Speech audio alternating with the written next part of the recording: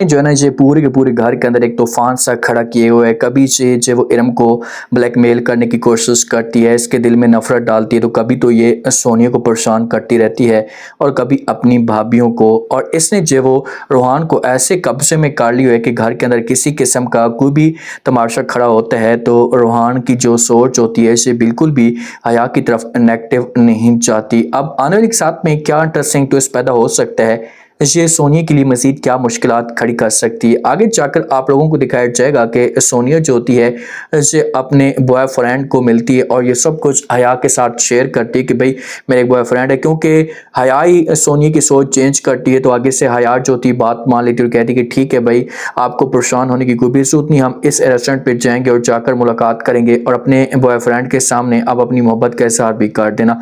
अब ऐसे ही करती है सोनिया, बेचारी तो बच्ची होती है और इसका ये सोच, इसकी सोच चेंज कर रही है तो हया की बात मान लेती है, इसके ऊपर यकीन कर लेती है और ये चली जाती है। जब वहां पर जाकर बैठ जाती है, गपशप करना शुरू कर देती है अपने फ्रेंड के साथ, तो अचानक से जब वो हया को कॉल आती है रूहान की कि भाई तुम कहाँ हो, तो हया उसे सब कुछ बता देती है कि भाई मैं इस रेस्टोरेंट में मौजूद हूँ, आप आना चाहते हैं तो आ सकते हैं। तो ये फिर तैयार हो जाता है क्योंकि हया मजबूर करती है, रूहान कभी भी ना आता। हया जब मजबूर करती है तो रूहान जो है बात मान लेता है और ये उसी रेस्टोरेंट में पहुंच जाता है जहां पर सोनिया वाले मौजूद होते हैं। अब जब रूहान एंटर होता है तो हया से इशारा करती है और रूहान देख लेता है, तो वहां पर सोनिया वाले भी जब ये माहौल देखते हैं तो ये बड़े कंफ्यूज हो जाते हैं। अब किसी भी तरीके से सोनिया हो सकता है कि जहां से चली जाए छुप कर, लेकिन हया की ब्लैकमेलिंग में तो ये आ चुकी है और हया जो कि अब खुल कर इसे ब्लैकमेल करेगी। जब घर के अंदर जाते हैं तो सोनिया बड़ी परेशान होती है और ये रूहान भाई का चाचू का सामना भी नहीं कर पा रही होती कि भाई अगर इसे पता चल गया तो ये मेरे ऊपर गुस्सा करेंगे, मुझे डांटेंगे। तो इसी वजह से जब परेशान होती है तो हया से देखती है कि इसके साथ बात करना शुरू कर देती है और कहती क्या वजह, आप परेशान है? तो आगे से सोनिया कहती कि जी बिल्कुल, मैं 100% परेशान हूँ और मुझे समझ तक नहीं आ रही कि अब मैं क्या करूं। अगर चाचू ने देख लिया होगा तो बहुत बड़ा तमाशा खड़ा हो जाएगा, मेरी इंसल्ट हो जाएगी।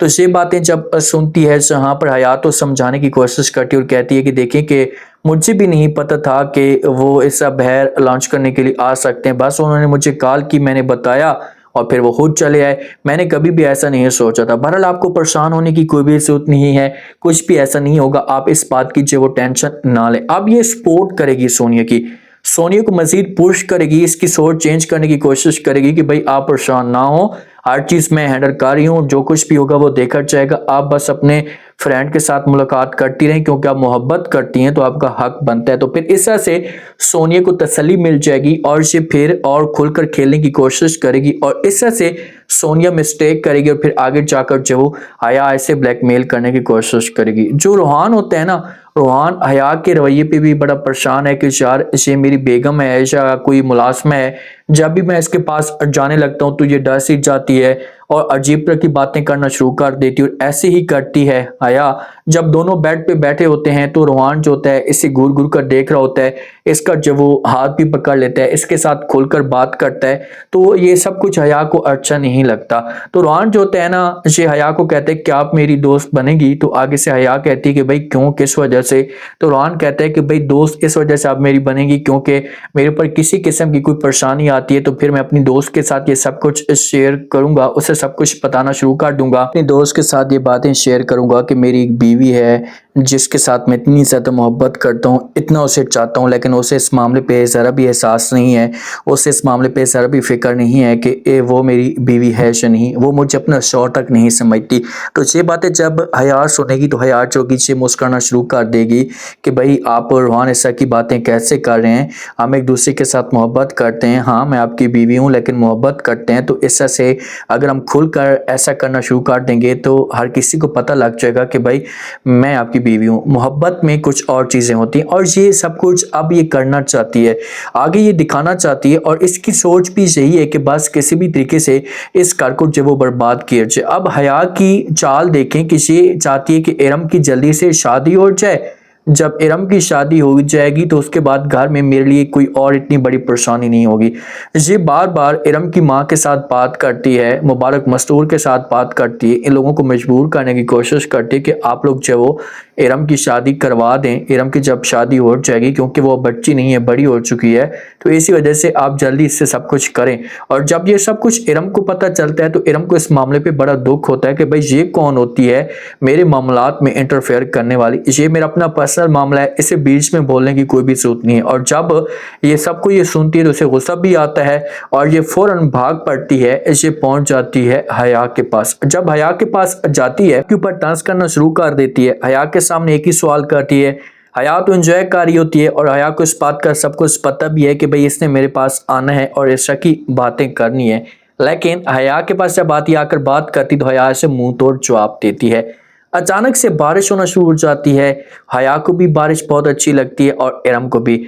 जब इरम बाहर निकलती है, अब इरम बाहर ऊपर से निकलती है और नीचे से जो वो रूहान और हया दोनों निकलते हैं। तो रूहान जब इरम को देखता है, क्योंकि इरम के साथ इसने कई दफ़ा अच्छा वक्त गुजारा होता है बारिश में, तो इसी वजह से रूहान पहले इरम को आवाज़ देता है। तो ये सब कुछ जब हया देखती है, हया को अच्छा नहीं लगता और इससे बड़ा गुस्सा आता है। और गुस्सा जब इससे आता है तो ये दोनों बाहर आ जाते हैं। जब बाहर आते हैं, बाहर एंजॉय करते हैं, तो हया जो होती है रूहान के साथ बातें करना शुरू कर देती है। रूहान को कहती है कि रूहान, बारिश के अंदर आपने कभी बारिश में आग देखी है? तो रूहान जब ये अल्फाज सुनता है तो बड़ा शॉक्ड हो जाता है और हया से पूछना शुरू कर देता है। हया को कहते हैं क्या मतलब तुम्हारा, कैसे बारिश के अंदर आग कैसे हो सकती है, ऐसा तो कभी भी नहीं हो सकता। तो इसका जो इशारा होता है ये इरम की तरफ होता है कि आप देखें कि ये कैसे जल सड़ है और इससे बर्दाश्त ही नहीं हो रहा। तो रूहान जो होगा ना यहाँ पर बात करेगा, ऐसे समझाएगा कैसी कोई बात नहीं है, आप ये सब कुछ अपने दिल पे ना लें और दोबारा ऐसा की कोई बात मत करना, ऐसा कुछ भी नहीं है। और ना जो वो इरम ऐसी सोचती है। देखिए कि इरम ऐसा नहीं सोचती, इरम को तकलीफ हो रही है तो इसी वजह से वो खुलकर बात करती है। अब जब हया के पास आती है, हया को इनकार कर देती है और कहती है कि मैं शादी करूं या ना करूं, शायद जिसके साथ भी मैं शादी करूं, आपको बीच में बोलने की कोई भी जरूरत नहीं है, ये मेरी अपनी जिंदगी है, बस आप अपनी जिंदगी में सुकून के साथ गुजार रही हैं, आपको कोई टेंशन नहीं है, तो आपको मेरे मामलात में भी पढ़ने की कोई भी जरूरत नहीं है। तो हया जो होती है इसे मुस्कुराना शुरू कर देती है कि भाई मैं तो आपके लिए अच्छा सोच रही हूँ, आपके लिए गलत नहीं सोचा, आगे आपकी अपनी मर्जी है कि आप मेरे ऊपर ऐसा की बातें कर रही हैं, ऐसा इल्ज़ाम लगा रही हैं। तो इरम जो होती है अपनी माँ को भी साफ अल्फाज में इनकार कर देती है। अपनी माँ को कहती है कि माँ जी प्लीज़ आप लोग जो वो ऐसा की बातें मत करें, और अगर आकर हया आपके सामने किसी किस्म की कोई भी बात करती है, आपको कुछ भी ऐसा कहती, तो आपने उसे इनकार कर देना है। मैं किसी के साथ भी फ़िलहाल शादी नहीं करना चाहती और ना ही मेरा शादी करने का मूड है, तो प्लीज़ आप लोग जो वो मेरे सामने ऐसा की बातें ना करें। तो माँ जो कि बात कर सकती इरम के साथ, इसे कह सकती कि देखें कि वो सब कुछ ठीक है, हम मानते हैं कि आपके साथ ज्यादती हुई है, लेकिन आप अपनी ज़िंदगी ऐसे तो नहीं गुजार सकती, तो आपको कुछ ना कुछ करना होगा। तो इरम जोगी से अपनी माँ को जवाब देगी और कहेगी कि जब मुझे कुछ करना होगा तो मैं उस वक्त देख लूँगी, फ़िलहाल मैं कुछ भी नहीं करना चाहती और रिक्वेस्ट करना चाहती हूँ आपसे कि प्लीज़ आप भी इस बारे में अपनी सोच छोड़ दें। आप फ़िलहाल हया के ऊपर नज़र रखें कि वो क्या करना चाहती है इस घर के अंदर।